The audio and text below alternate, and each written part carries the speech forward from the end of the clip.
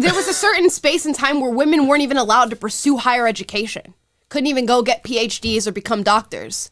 The fact that nobody's addressing that, and this is not me trying to argue for feminism. All I'm saying is you can't make this big, broad, sweeping argument about how 99% of inventions were made by men and not address the fact that women weren't allowed to invent or like get patents.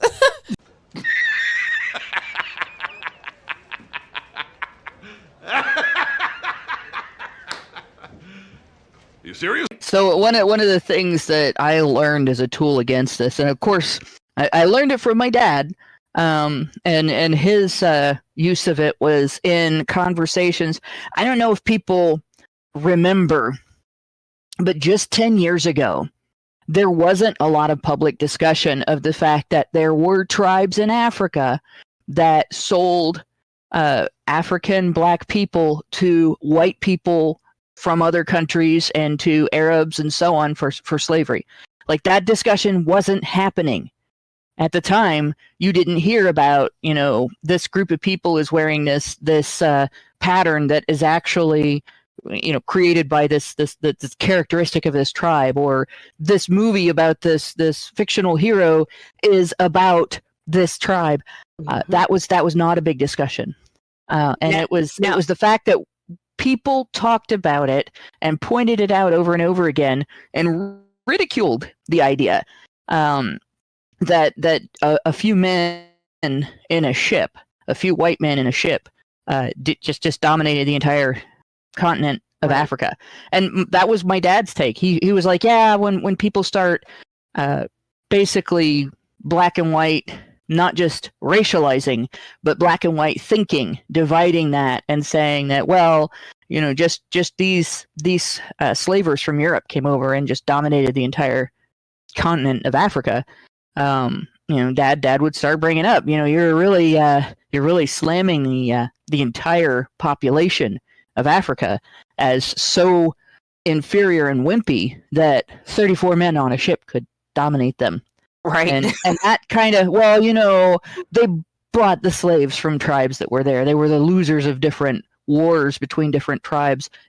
And we have the same issue in regard to laws in the past were not nice to either men or women. Feminists complain about the fact that a woman, once she got married, a woman's property was no longer considered hers. She was under the responsibility of her husband, and he was responsible for her property. And so he administrated it in her name.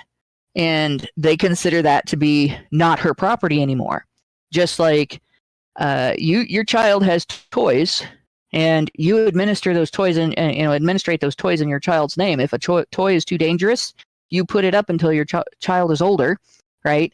And if a toy is broken, it's your job to get it fixed or get rid of it, or talk the child into getting a different toy.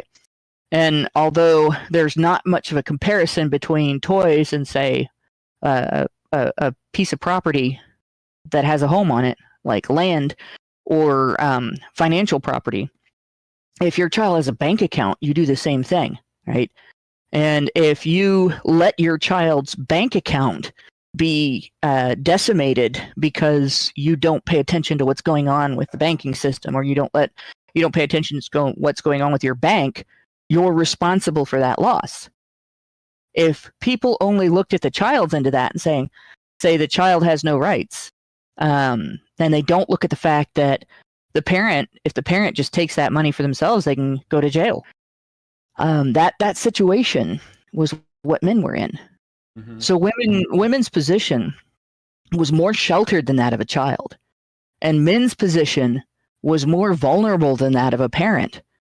But feminists only looked at women's situation, and they looked at the restrictions, and they looked at the lack of respect for autonomy that a woman might exercise, right? That women were treated like children. And they don't think of the fact that in achieving that, in treating women like children, our leadership, our social leadership, our legislators, our executives, our kings and queens, whatever. Our vice president.